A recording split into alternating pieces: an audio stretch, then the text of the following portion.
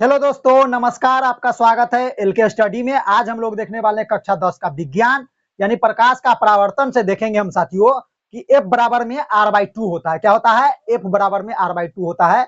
यह सूत्र हमको प्रूफ करना है। तो चलिए मित्रों देखते हैं क्या है प्रश्न।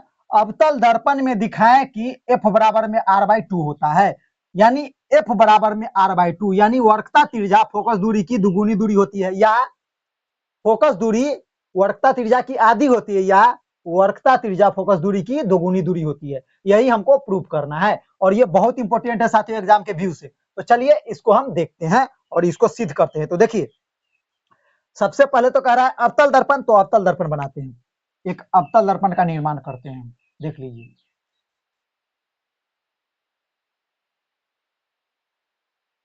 सबसे पहले एक अवतल दर्पण ठीक से बनाइए साथियों, सीधा होनी चाहिए। देखिए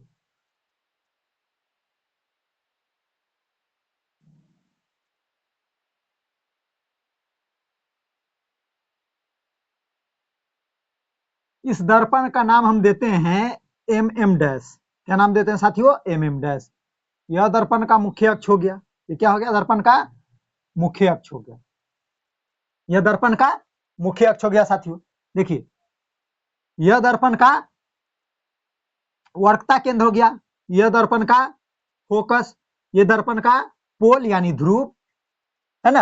अब मुख्य अक्ष के समानांतर साथियों हम एक आपतित किरण ले लेते हैं। क्या ले लेते हैं? मुख्य अक्ष के समानांतर एक, यहां से हम मुख्य अक्ष के समानांतर एक आपतित किरण ले लिए। और आपतित किरण है, ये ऐसे जा रहा है, दर्पण से टकराएगा। क्या होगा? दर्पण से टकराएगा और परावर्तन के फलस्वरूप कहां से गुजरेगा? फोकस से गुजरेगा। आप अच्छी तरह से जानते हैं जब वस्तु को हम मुख्य अक्ष के समानांतर लेते हैं तो वस्तु कहां से गुजरेगा? मुख्य फोकस से गुजरेगा। किससे गुजरेगा? फोकस से। जब कोई प्रकाश की आपतित प्रकाश की किरणें दर्पण से आएगी, टकराएगी मुख्य अक्ष के समानांतर, तो कहां से गुजरेगा? फोकस से गुजरेगा। सभी का नाम दे दीजिए साथियों। तो हम इसका नाम दे देते हैं, इसका नाम दे देते हैं हम A, इसका नाम दे देते हैं B। समझ गए साथियों आप? देखिए जो जो फिगर में बनाए हैं वही हमको स्टेटमेंट में लिखना पड़ेगा, कथन में लिखना पड़ेगा। तो देखिए लिखते हैं हम, क्या लिखते हैं देखिए। सबसे पहले हम लिखते हैं माना, क्या चीज? माना MM डैश, क्या चीज है? MM डैश एक अवतल दर्पण है, एक अवतल दर्पण है मित्रों। क्या चीज है? अवतल दर्पण है। माना MM डैश एक अवतल दर्पण है। आप कुछ भी मान सकते हैं, इसका नाम अलग अलग रख सकते हैं। P दर्पण का, P दर्पण का, तो किस दर्पण का? तो अवतल दर्पण का। दर्पण का क्या चीज है? ध्रुव है। P दर्पण का ध्रुव है। C दर्पण का क्या चीज है साथियों? वक्रता केंद्र है। वक्रता केंद्र है। C क्या चीज है? C दर्पण का वक्रता केंद्र है। अब देखिए साथियों, जब कोई सेंटर होता है, देखिए कोई सेंटर है ना। जब कोई सेंटर होता है, सेंटर है, ये वृत्त है समझे, ये इसका सेंटर है। ऐसे यहां से खींच देंगे, इस सेंटर से ये खींचेंगे तो ये किसका क्या चीज हो जाएगा? इसका ये क्या चीज हो जाएगा साथियों? ये जो त्रिज्या है ये क्या बन जाएगा? कितना डिग्री का कोण बनाएगा? 90 डिग्री का बनाएगा कि नहीं? यहां से कहीं भी खींच दीजिए वृत्त में, उसी पर ये C है सेंटर। यहां से कुछ भी खींचिएगा ना, इसमें सटा दीजिएगा वृत्त से, ऐसे स्पर्श करवा दीजिएगा, तो इसका क्या हो जाएगा? त्रिज्या हो जाएगा, लंब हो जाएगा, इसका लंब हो जाएगा। और लंब कितने डिग्री का कोण बनाएगा इसके साथ? 90 डिग्री का बनाएगा। ये क्यों बता रहा है समझिए साथियों, क्योंकि हमको वक्रता केंद्र से हमको एक अभिलंब खींचना है। क्या खींचना है? अभिलंब खींचना है। अभिलंब खींचना है, इसको हम डॉट डॉट लाइन से मिला देते हैं साथियों। देख लीजिए, इसको हम डॉट डॉट लाइन से क्या करते हैं? मिला देते हैं। समझ गए ये बात? क्यों किए हैं? तो अभिलंब है तो कितने डिग्री का कोण बनाएगा? 90 डिग्री का बनाएगा, समकोण बनाएगा साथियों। आप अच्छी तरह से जानते हैं 90 डिग्री जब ये बनेगा, कहीं भी बनाएगा तो ये कितने डिग्री का कोण बनाएगा साथियों? इसके साथ 90 डिग्री का, है ना। 90 डिग्री का बना दिया। अब ये AC क्या हो जाएगा? हमारा अभिलंब हो जाएगा। तो लिखेंगे AC अभिलंब है। क्या चीज है? अभिलंब है मित्र। क्या है? अभिलंब है। अब देखिए जो जो चीज हो रहा है वो करेंगे, तो हम लिखेंगे ए बी एक आपतित किरण, आने वाली किरण है कि नहीं, देख रहे हैं ना, ए बी आपतित आपतित आपतित किरण है। क्या है? ए बी एक आपतित किरण है जो मुख्य अक्ष के समानांतर, जो मुख्य अक्ष के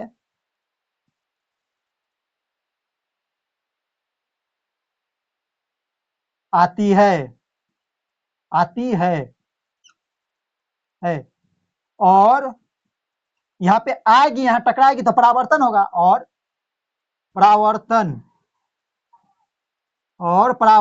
के फलस्वरूप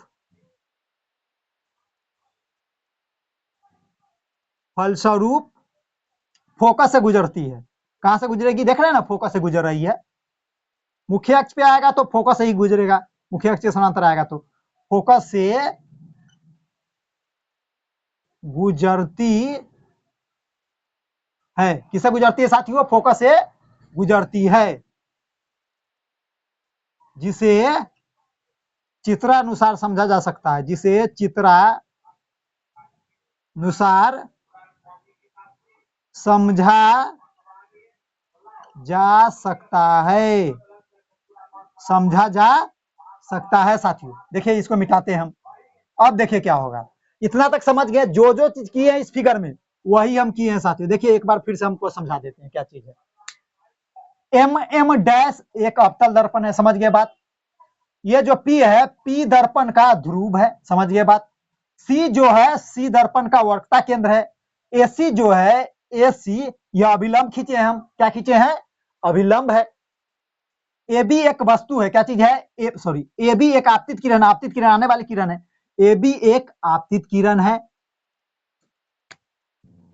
ए बी एक आपतित किरण है जो मुख्य अक्ष के समानांतर, यही ना मुख्य अक्ष है, मुख्य अक्ष के समानांतर आती है और आएगी तो टकराएगी, और परावर्तन के बाद यहां से परावर्तन हो जाएगा, परावर्तन के फलस्वरूप यानी बाद फोकस से गुजरती है। क्या होती है? फोकस से गुजरती है, जिसे चित्रानुसार समझा जा सकता है। यहां तक उम्मीद है साथियों आप समझ गए होइएगा।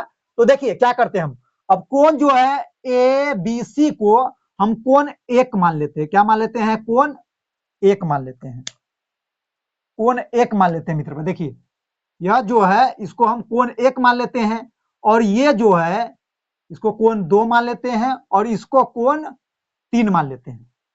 समझ गए बात। ए बी सी को हम क्या मान लिए? कोण ए सी एफ को क्या मान लिए? कोण दो, इसी का सी है, इसी में दो दो बन रहा है एक ही त्रिभुज में। तो अब देखिए साथी अब क्या होगा, तो अब हम चलते हैं और इसको प्रूफ करने की ओर बढ़ते हैं। लिखेंगे हम प्रमाण, क्या चीज? प्रमाण लीजिए साथियों, प्रमाण। अब एक बात बताइए साथियों, जब ऐसे होता है परे प्रकाश का परावर्तन में, यह आपतित किरण या परावर्तित किरण, ये क्या होता है? अभिलंब होता है।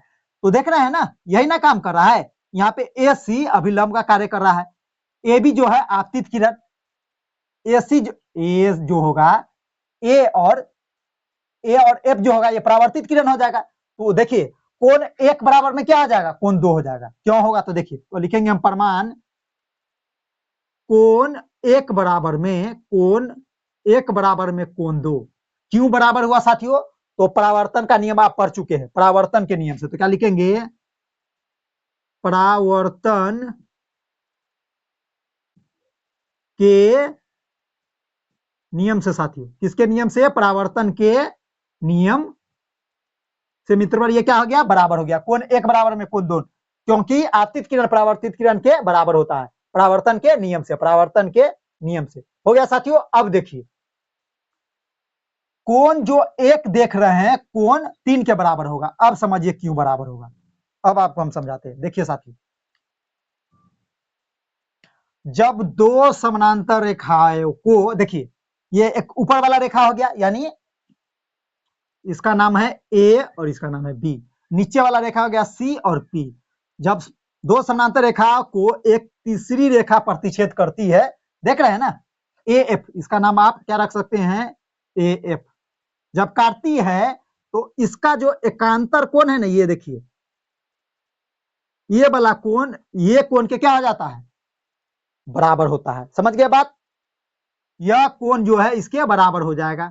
तो इसको हम क्या बोलते हैं साथियों, एकांतर कोण, या ऐसे देख लीजिए, ऐसे कर दीजिए, ये एकांतर यानी एक का अंतर होगा। जब दो समानांतर रेखाओं को एक तीसरी रेखा प्रतिच्छेद करती है, प्रतिच्छेद करेगी, तो वह क्या चीज हो जाएगा, वह एकांतर कोण होता है। क्या होता है, एकांतर कोण, यानी एक का अंतर। देखिए ये कोण हुआ ना, एक का अंतर होकर इधर आया, एक लाइन बढ़ गया इधर, तो इसको हम क्या बोलेंगे, एकांतर कोण। इसीलिए, और यहाँ पर देखिए, ये जो काट रहा है इसमें क्या चीज है, कोण एक है, और ये जो काट रहा है नीचे में, ये जो काट रहा है ये क्या चीज है, कोण तीन है। ये क्या चीज है, कोण तीन है। तो कोण एक कोण तीन के बराबर होगा कि नहीं, हाँ गुरुजी होगा। देखिए लिख देते हैं, कोण एक बराबर में कोण तीन।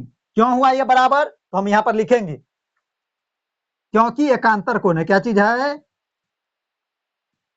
एकांतर कोण है। कौन सा कोण है, एकांतर कोण है। अब देखिए साथियों, आप इसको समीकरण एक मान लीजिए, इसको समीकरण दो मान लीजिए, इसको मिटा देते हैं साथियों।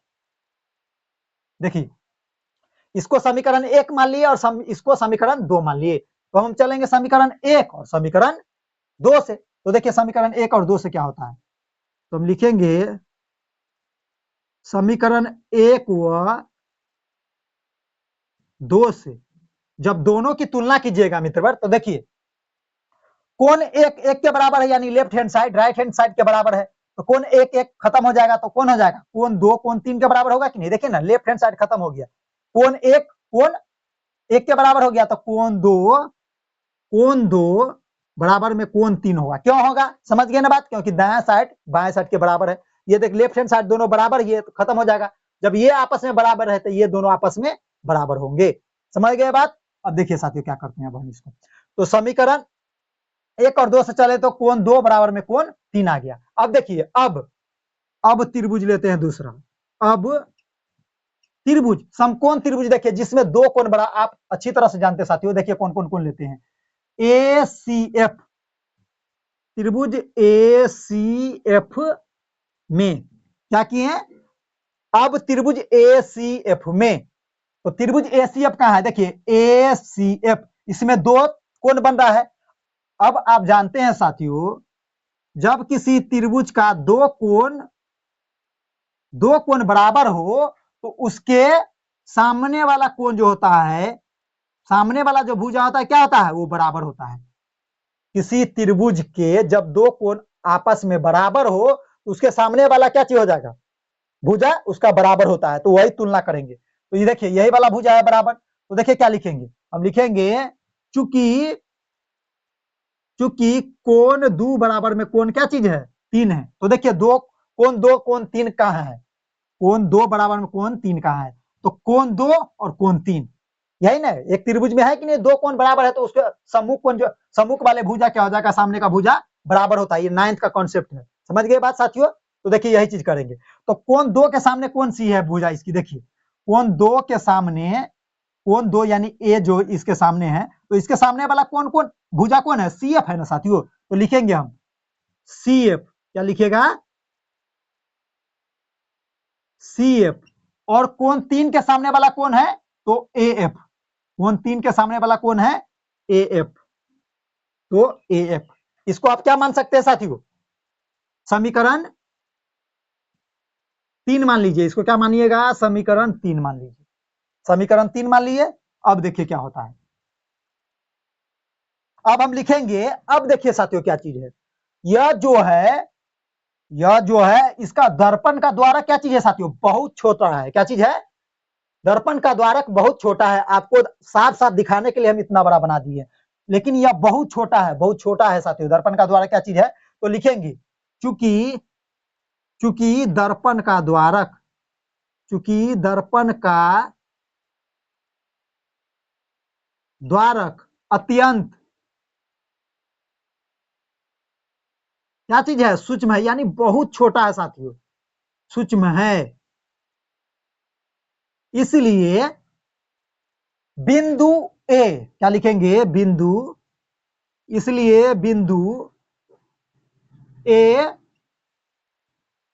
बिंदु कहां होगा, बिंदु ए जो है इस पी पे ही होगा, बहुत छोटा है साथियों, लेकिन बड़ा दिखाने के लिए, आपको साफ साफ दिखाने के लिए इतना बड़ा फिगर बना दिया गया है। तो हम लिखेंगे चूक, इसीलिए बिंदु ए बिंदु पी के अत्यंत अत्यंत निकट होगा।